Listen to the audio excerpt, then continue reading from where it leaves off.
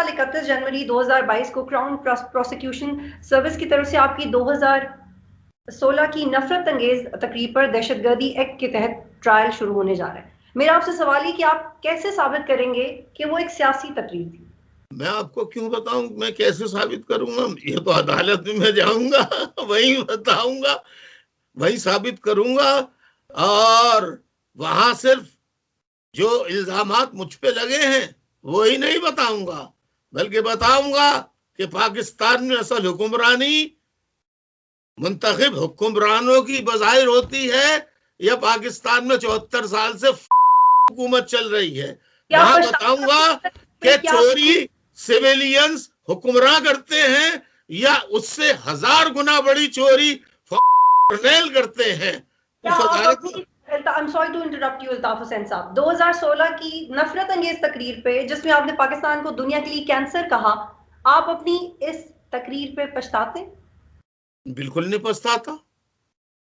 ये जो दुरुस्त बात है, आप मुझे बताइए। तो क्यों दे रहे हैं फिर? आपने एक्सप्लेनेशन क्यों दी उसके बाद की? वो तो सियासी कॉन्टेक्स्ट में मैंने बात की, जब आपको बैन किया गया आपने फिर ये ऑब्वियसली वजाहत तो दी ना अल्ताफ हुसैन साहब आपने एक हद तक कि वो सियासी कॉन्टेक्स्ट में बात की। 22 अगस्त 2016, देखिए तारीखें मैं बता रहा हूं इसलिए कि बात इधर से उधर ना हो जाए। उस रात को मैंने एक खत लिखा जनरल राहील शरीफ के नाम। उसके बाद जब जनरल बाजवा आए, वो खतूत मेरे पास आज रिकॉर्ड में मौजूद हैं।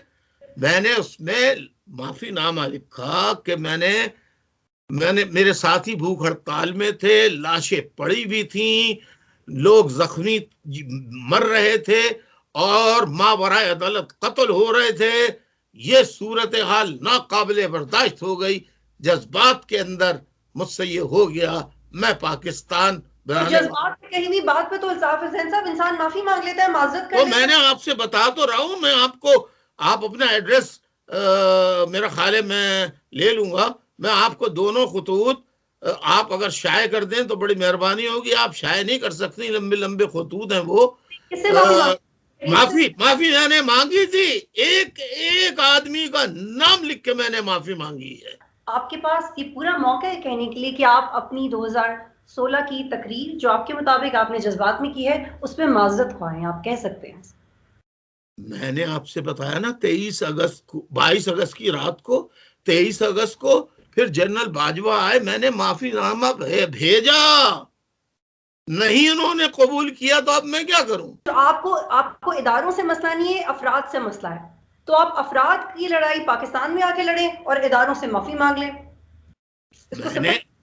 मैंने तो कहा, मैंने तो आपसे अभी भी कहा कि ये अपनी गलतियों की माफी मांगे कि बिला जवाब इन्होंने मुहाजिरों पर या 19 जून 1992 को 19 जून 1992 को बिला जवाज बगैर किसी वजह के फौजी ऑपरेशन पूरी मुहाजिर कौम के ऊपर इन्होंने ऑपरेशन किया।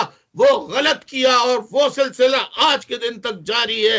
हजारों साथी मांगने को तैयार है और पहले भी तैयार थे, मांगी भी, अब भी तैयार है। मेरा आपसे सवाल ये कि जो अगर आप वो मांगे माफी, मैं भी माफी मांगूंगा। ठीक है, इससे एक कदम आगे बढ़ते हैं कि अगर आप माफी मांग भी लें अल्ताफ हुसैन साहब, लेकिन आपके जो इंटरव्यूज हैं रीसेंट भारत के टीवी चैनल्स पे, आपको ये कह के पुकारा गया कि आप पाकिस्तान के सच्चे हिंदुस्तानी हैं। आपने कहा मुझे मोदी से मोहब्बत है, आपने कहा मोदी जी हमारा भी ख्याल करें। एक तरफ आप माफी मांगने को तैयार हैं, दूसरी तरफ आप इस तरह के बयान देते हैं अल्ताफ हुसैन साहब। आप नहीं समझते कि इस तरह के इंटरव्यूज, इस तरह के बयानात आपकी पाकिस्तान से वफादारी पे और सवाल उठाएंगे? कोई खातून वजीर आजम और यंग होती या मेरी एज की होती, उनसे मोहब्बत का लफ्ज अगर इस्तेमाल आप कर लेती तो ज्यादा बेहतर था। ये मोदी से मोहब्बत का आपने जो ये लगाया है, मैं इस कबीले मतलब कबीले का आदमी नहीं हूं। मैं सीधी सीधी आपको जवाब मैंने ये कहा कि मोदी कहा कि आपने कहा मुझे मोदी जी से मोहब्बत है और आपने बिल्कुल हिमायत में सर हिलाया, तो उसका मतलब तो ये मैंने ये कहा मोदी जी से हमें मदद की जरूरत है। मोदी जी, आपने बलोचों की हिमायत की, हमारी हिमायत में तो आपने नहीं बोला। मैंने तो मोदी जी को खुलेआम उन्हीं के चैनल पे कहा था कि आप इंसाफ करें तो हर मजलूम के साथ करें। आपने ये क्यों कहा कि हमारा भी ख्याल करें? जी, आपने ये क्यों कहा मोदी जी हम जरा हमारा भी ख्याल करें? ये मैंने इमरान खान जो पाकिस्तान के वजीर आजम हैं, उनका बयान मैंने देखा। मैंने कहा इनके बयान देने में और दुआ कराने में कोई अच्छी तासीर होती है। जिन्होंने कहा था मैं दुआ करता हूं अल्लाह ताला से कि आने वाले इंडिया के इलेक्शन में मोदी साहब कामयाब हो, तो मैंने भी कहा कि इमरान खान की दुआ कामयाब हो गई, लाओ मैं भी इनसे दुआ करवा लूं कि हमारे हालात अच्छे हो जाए। इतनी सी बात थी। और आप अर्नब गोस्वामी के शो में रो क्यों पड़े थे? रोना तो कुदरत की तरफ से, कौन सा ऐसा इंसान है जो अपनी जिंदगी में ना हंसा हो ना रोया हो। फितरत इंसानी है। जब प्यारे मरते हैं, पिछड़ते हैं, उनके जख्मी बदन देखते हैं, उनकी लाशें देखते हैं, तो कौन सा ऐसा मजबूत लोहे का दिल होगा जिसकी आंख से आंसू नहीं टपकेंगे। तो आप ये समझते हैं कि आपके दुखों का अजाला मोदी करेंगे और वो पाकिस्तानी फौज के खिलाफ जाके आपको मदद करेंगे? इस पूरे सिनेरियो में आपकी पाकिस्तान के साथ वफादारी पे शको शुबात और बढ़ जाते हैं अल्ताफ हुसैन साहब। जब पाकिस्तान की भाई पाकिस्तान में इंसाफ, आप मुझे बताइए बतूल राजपूत साहिबा, मोहतरमा साहिबा, मैं इंसाफ लेने कहां जाऊं? जवाब दीजिए आप। आपके पास आपका पासपोर्ट है? देखिए, आप सवाल का जवाब नहीं दे रही। मैं मैं सवाल का जवाब दे रही हूँ, जी, लेकिन मैं आपसे ये पूछना चाह रही हूँ कि क्या आपके पास आपका पासपोर्ट है? पासपोर्ट मेरे पास ब्रिटिश पासपोर्ट है। तो बिल्कुल आपके पास है तो ट्रेवल करें, पाकिस्तान में आए, पाकिस्तानी अदालती निज़ाम से इंसाफ मांगे अल्ताफ हुसैन साहब। आपने, क्योंकि मैं तो आपको यही मशवरा दूंगी कि आप अपने मुल्क में आए। ये अब आपने जवाब, अब आपने जवाब दिया कि सुप्रीम कोर्ट में आए। जरा ये भी लिख लीजिए, 1994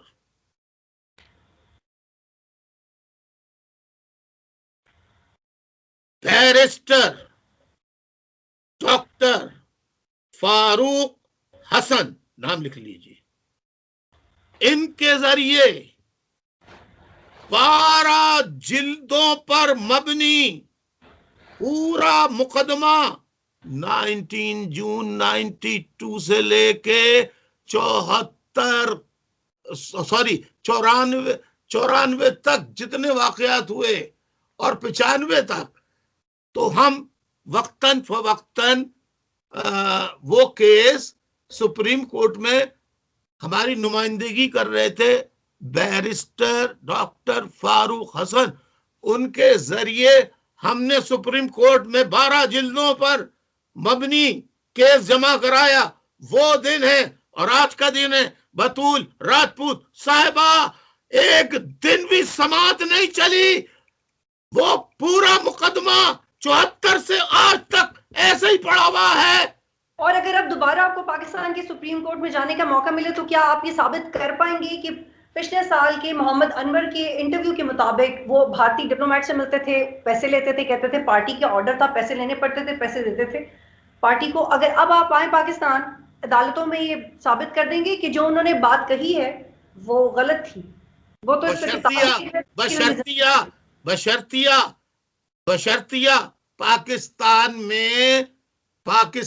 में एक पार्लियामेंट में एक आईन पास हो, है आइन में आर्टिकल 6, लेकिन एक और आइन पास हो, अगर सुप्रीम कोर्ट के जजेस, खुदा रसूल की कसम, ये सुप्रीम कोर्ट के जजेस से कहती थी। आप भारत से पैसे लेते रहे अल्ताफ हुसैन साहब? आप तो ऐसी जंप लगा रही हैं ईमान से जहां आप देख रही हैं कि अब यहाँ पे मुझे दबा दिया है तो एकदम है? नहीं, मैं मोहम्मद अनवर के सवाल पे ही कायम हूं। मैंने आपसे यही पूछा कि क्या अब आप सुप्रीम कोर्ट में आके ये साबित कर सकते हैं जो मोहम्मद अनवर ने कहा कि वो भारत से पैसे लेके देते रहे हैं पार्टी को, इसको कैसे गलत साबित करेंगे? अब मोहम्मद अनवर तो इस दुनिया में नहीं रहे हैं, अगर वो जिंदा होते तो फिर अदालत में आपको पता था वो मिलते हैं भारतीय सफारतकार से? मेरे इल्म में ये नहीं था। मेरे इल्म में ये था कि भारतीय इंटेलेक्चुअल से थिंक टैंक्स हैं, वहां जाके वो यूनाइटेड नेशंस के लिए अपना मुकदमा लड़ते थे। हर साल वो पार्टी की तरफ से यूनाइटेड नेशंस जाते थे।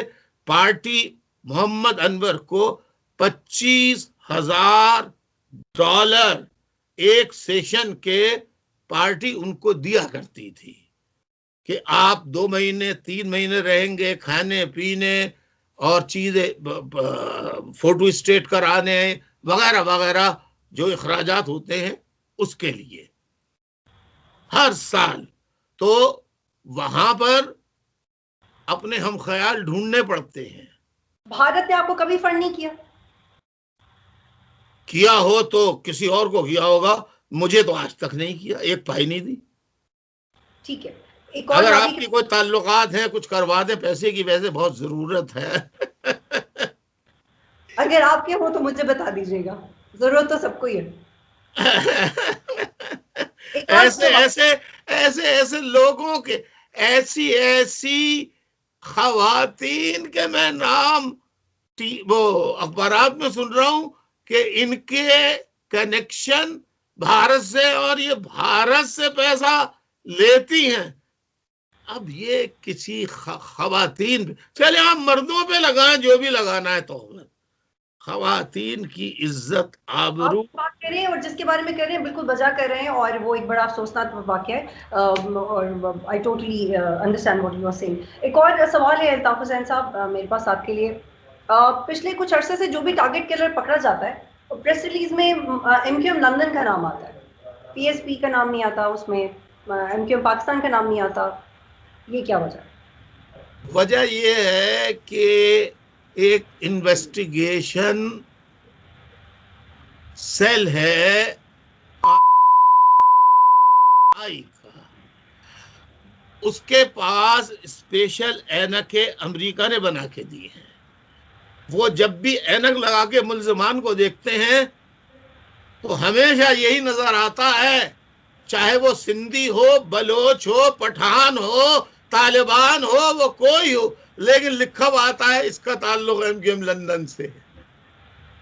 ये उस कमाल है उस ऐनक का। क्या इसकी वजह ये है कि मैंने इसलिए चश्मा उतार दिया, कहीं आप ये ना समझे कि मैं भी कोई ऐसी ऐनक पहना हुआ हूं कि मेरा आपका सवाल ये कि ये बताइएगा कि क्या आप समझते हैं कि मुत्तहिदा कौमी मूवमेंट पाकिस्तान की पॉलिटिकल डीलिंग स्किल्स आपके स्किल से बेहतर है? जी, मुत्तहिदा कौमी मूवमेंट पाकिस्तान के पॉलिटिकल डीलिंग स्किल्स आपके डीलिंग स्किल्स से बेहतर है? अगर गद्दारी का अमल स्किल में शुमार होता है तो ऐसे स्किल हासिल करने पर मैं 1 करोड़ मर्तबा नहीं, 1 अरब मर्तबा नहीं, खरबों मर्तबा लानत भेजता हूं। अगर मुस्तफा कमाल आपके सामने आ जाए तो गले लगाएंगे? आपका तो उनसे बड़ा ताल्लुक है। बिल्कुल नहीं, बिल्कुल नहीं, ये फैसला मैं नहीं करूंगा। वो पूरी मुहाजिर कौम के मुजरिम हैं, चाहे वो बादराबाद टोला हो या मुस्तफा कमाल। इसका फैसला मुहाजिर कौम करेगी। एक और सवाल है, एक और जाविये से आपसे सवाल पूछना चाह रही हूँ। अब आपके बारे में रिसेंटली खबर सामने आई कि पिछले 20 साल से आपने टैक्स नहीं दिया, 2 मिलियन पाउंड्स का जुर्माना आप पे लगाया गया। लंदन में आपकी 6 प्रॉपर्टीज हैं। पहले तो ये बताइएगा कि प्रॉपर्टीज आपने कैसे बनाई, क्योंकि आप तो yes. नौकरी नहीं करते थे, और आपने ये भी कहा कि आपको डोनेशन आते हैं, तो डोनेशन से तकरीबन 15 मिलियन पाउंड्स की की प्रॉपर्टीज, अल्ताफ हुसैन साहब। देखिए, ये सब जुडिस मैटर है। ये इस सब जुडिस मैटर पर जब कोर्ट में मुझे बुलाया जाएगा तो इन तमाम बातों का जवाब सबूत और शवाहिद के साथ मैं और मेरे वकला जो हैं वो इसके जवाब। तो टैक्स क्यों नहीं दिया? जी, क्योंकि HMRC के मुताबिक आप टैक्स देने के जिम्मेदार थे। देखिए, ये चीजें मैं HMRC, क्योंकि सब जुडिस मैटर है, HMRC टैक्स क्यों नहीं दिया, क्या था वजह उसकी, ये सारी तफसीलात मैं कोर्ट में बताऊंगा। कोर्ट। आपका सोर्स ऑफ इनकम क्या है अल्ताफ हुसैन साहब? है सोर्स ऑफ इनकम क्या है आपका? Source of income, source of income आप के पास अपना बैंक अकाउंट नंबर भेज देता हूं। दिल चाहे आपका कभी तो 10 रुपए या 100 रुपए उसमें भेज दीजिए। मेरे लाखों चाहने वाले हैं जो गरीब हैं, कोई 10 पाउंड, कोई 20 पाउंड, कोई 30 पाउंड। जनरली मैं आपको बता देता हूं सोर्स ऑफ इनकम। जनरली एक बात पूरी पार्टी ने, मेरी पार्टी के बहुत से शोबे हैं, यानी आपने कहा कि वो बहादुराबाद की उनकी वो है एक्सेलेंट परफॉर्मेशन है, उनके पास तो कोई सिस्टम भी नहीं होगा। हमारे पास तो ये सिस्टम है कि एक पूरा ट्रेजरी सिस्टम है, डिपार्टमेंट है, वो पूरे यानी अमेरिका से साउथ अफ्रीका तक, साउथ अफ्रीका से कनाडा तक, कनाडा से ऑस्ट्रेलिया तक हर कारकुन रोजाना एक डब्बा बनाया हुआ है, गुल्लक उसको हम पाकिस्तान में कहा करते थे, गुल्लक। तो गुल्लक में कितने पैसे आ जाते हैं? हाँ, तो मैं बता रहा हूं ना, सबके ऊपर जबरदस्ती नहीं है किसी पे। हर किसी से ये रिक्वेस्ट पार्टी ने की कि हर पार्टी का पर के साथी पर ये नजरियाती फर्ज है। नजरियाती पार्टी है ना हमारी, एक नजरिए के लिए काम कर रही है। तो एक अगर वहां डॉलर चलते हैं तो $1, और अगर पाउंड चलते हैं तो पाउंड, और अगर जो करेंसी आपकी मकामी है जो $1 के बराबर हो, वो आप रोजाना। लेकिन I am sorry to cut you Altaf Hussain साहब, गिल्लत की बेस पे 6 प्रॉपर्टीज कैसे बन सकती हैं?